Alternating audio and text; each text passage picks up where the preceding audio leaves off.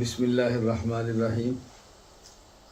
طلباء کرام جو مستقل ہمارے ہاں دینی تعلیم حاصل کر رہے ہیں، میں نے کئی بار چاہا کہ آپ کو ساری ترتیب بتاؤں کہ کس طرح درسگاہ میں بیٹھنا چاہیے، کتابیں کس طرح رکھنی چاہیے، کتابوں کی ترتیب کیا ہونی چاہیے۔ فی الوقت آپ دیکھ رہے ہیں اب یہ میرے گھر میں ایک کمرہ ہے، یہ کمرہ مصلی کا کام بھی دیتا ہے، یہ کمرہ درسگاہ کا کام بھی دیتا ہے، یہ کمرہ خانقاہ کا کام بھی دیتا ہے، یہ کمرہ مہمان خانے کا کام بھی دیتا ہے، یہ کمرہ میری ہونے والی آن لائن جو میٹنگز ہیں ان کا کام بھی دیتا ہے، یہ کمرہ میرا مکتبہ اور لائبریری کا کام بھی دیتا ہے۔ ایک کمرے میں کتنے کام ہیں آپ خود اندازہ فرمائیں۔ یہ جو ہم رونا روتے ہیں کہ ہمارے پاس پیسے کم ہیں، وسائل کم ہیں، جگہ کم ہے، ہم کیسے کام کریں؟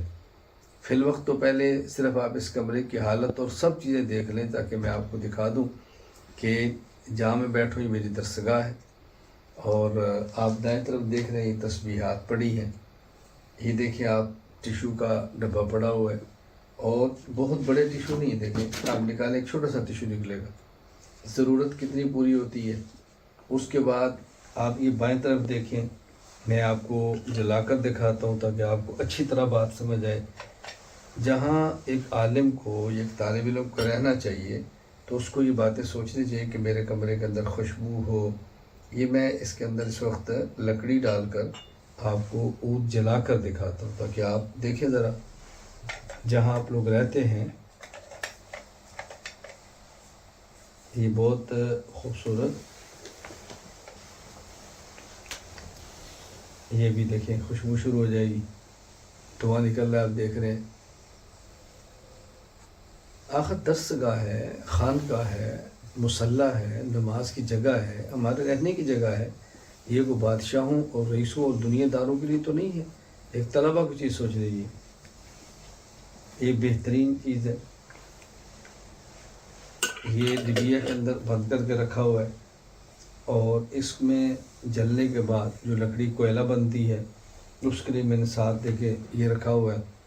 اور آگے پیچھے دیکھیں یہ جگہ محراب ہے، اس کے اندر سبز لائٹ ہے اور کس قدر خوبصورت لگ رہی ہے۔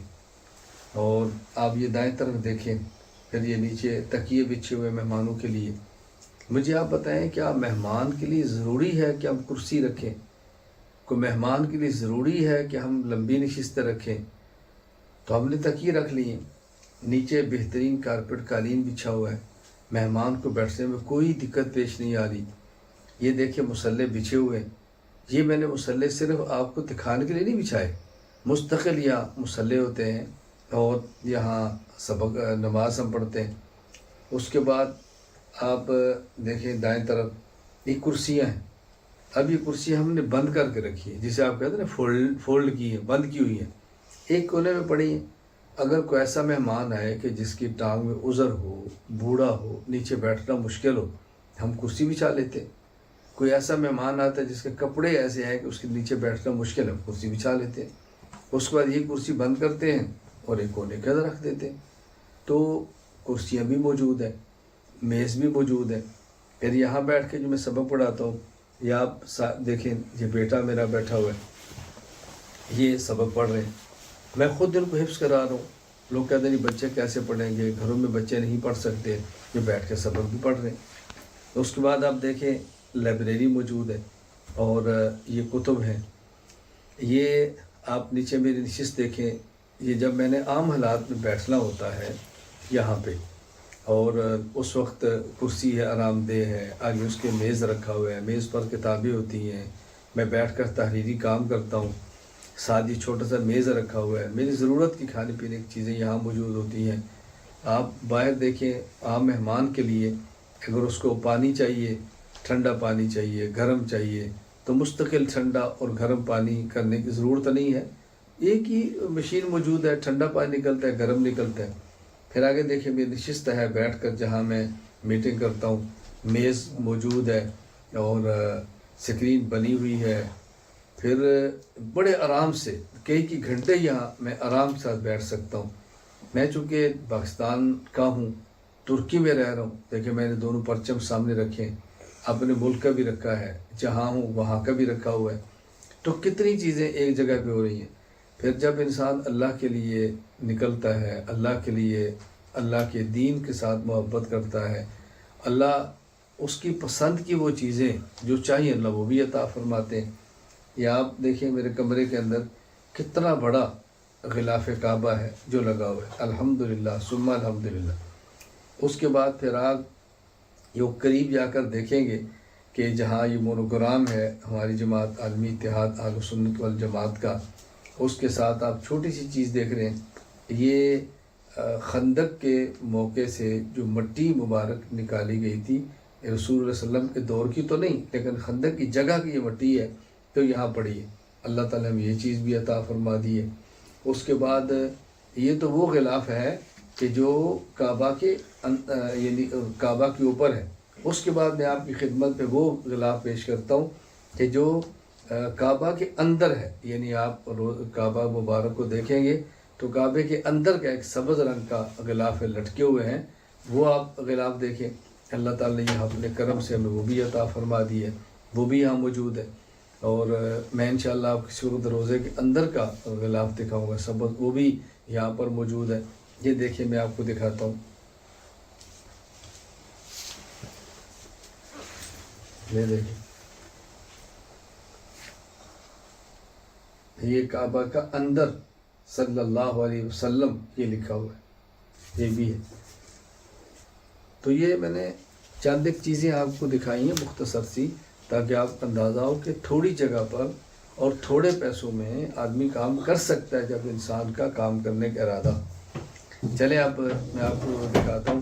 ایک تو پہلے آپ یہ دیکھیں کہ کتابیں رکھتے کیسے ہیں، کتاب رکھنے کا طریقہ کیا ہے، اوپر کتاب کون سی ہے، پھر اس کے بعد کون سی ہے، پھر اس کے بعد کون سی ہے، اس کو آپ نے اچھی طرح دیکھنا ہے۔ سب سے پہلے ہم دیکھتے ہیں یہ قرآن کریم، یہ پہلا پارہ ہے اور ترجمہ ہے، بہترین، ہر لفظ کا ترجمہ الگ ہے اور اس کے ساتھ بامحاورہ ترجمہ الگ ہے۔ الحمدللہ ہم نے ترجمہ قرآن کریم میں اتنا اس کا اہتمام کیا ہے۔ اب مثلا یہ سامنے میں نے کھولا ہے تو وَاتَّبِعُوا مَا تَتْلُو الشَّيَاطِينُ عَلَىٰ مُلْكِ سُلَيْمَانَ، آپ دیکھیں قرآن کریم کی آیت کو دیکھیں تو سیاہ رنگ میں ہے، میں دکھاتا ہوں۔ پھر اس کے بعد کٹ کے دوبارہ وَاتَّبَعُوا، ہاں ٹھیک تو آپ کر لیں۔ یہ اب قرآن کریم کی جو پہلے پارے کی جگہ سامنے میں وہی پڑھ رہا ہوں، وَاتَّبَعُوا مَا تَتْلُو الشَّيَاطِينُ عَلَىٰ مُلْكِ سُلَيْمَانَ۔ اب قرآن کریم کی آپ آیات دیکھیں گے تو سیاہ رنگ میں لکھی، اس کے بعد ایک ایک لفظ قرآن کریم کا وہ دیکھیں سرخ رنگ میں، پھر آپ اس کا جو ترجمہ دیکھیں گے ایک لفظ کا وہ نیلے رنگ میں ہے، پھر اس کا جو بامحاورہ ترجمہ اس کے بعد آپ دیکھیں گے وہ آپ کو سبز رنگ کے اندر ملے گا۔ یہ آپ ملاحظہ فرمائیں۔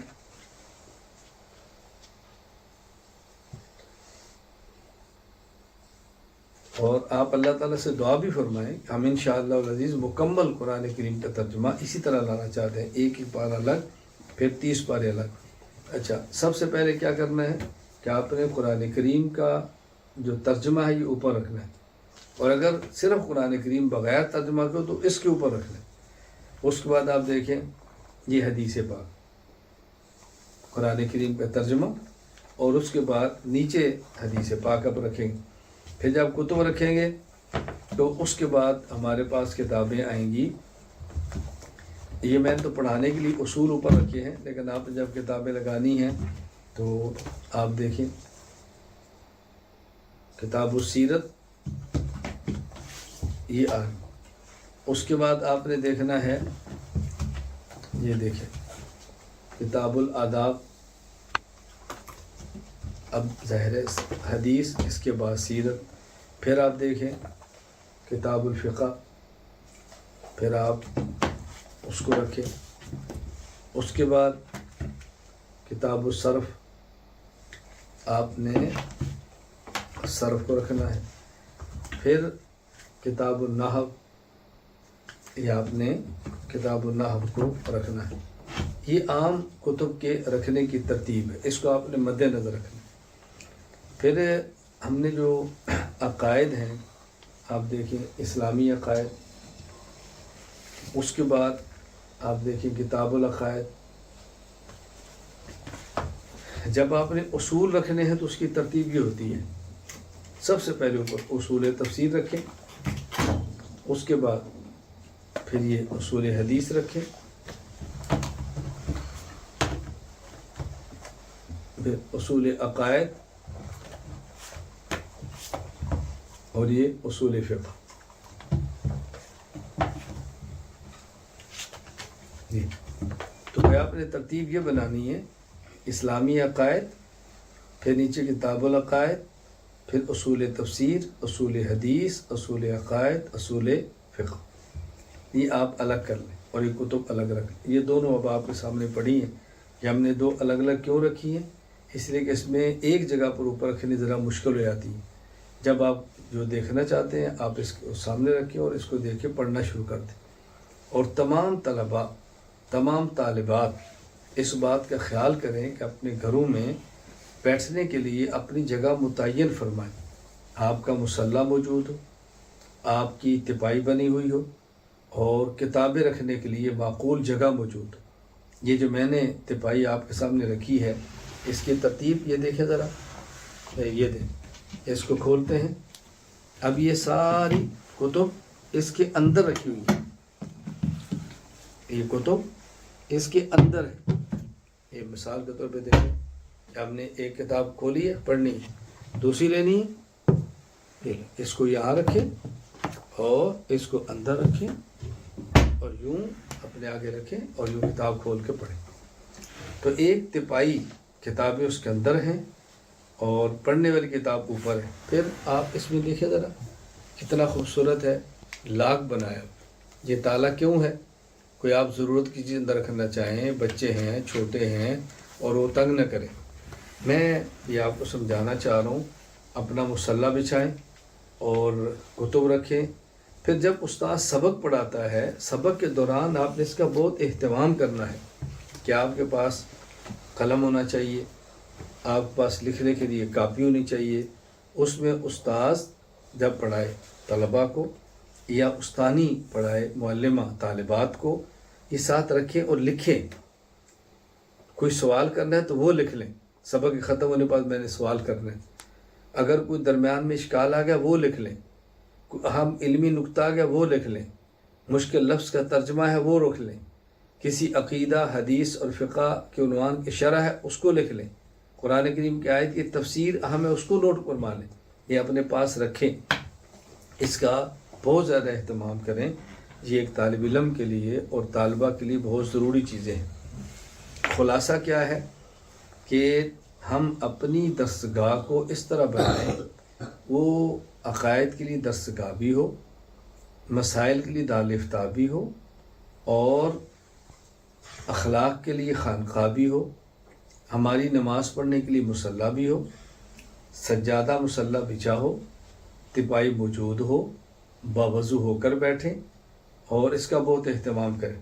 تسبیح آپ کے پاس وہاں موجود ہو، خوشبو کی چیز موجود ہو، پانی آپ کے پاس رکھا ہو اور کھانے کے لیے کوئی ایسی چیز موجود ہو جو بوجھ نہ پڑے اور وقت ضرورت اس کو استعمال کریں۔ سخت بھوک کی حالت پہ پڑھنا مشکل ہو جاتا ہے اور بہت پیٹ بھرا ہو تب بھی پڑھنا مشکل ہو جاتا ہے۔ ان چیزوں کا بہت اہتمام کریں۔ اللہ تعالی ہم سب کو عمل کرنے کی توفیق عطا فرمائے۔ اللہ تعالی ہمیں دین کی مقبول خدمت کی توفیق عطا فرمائے۔ السلام علیکم ورحمۃ اللہ وبرکاتہ۔ جی اس کو بعد میں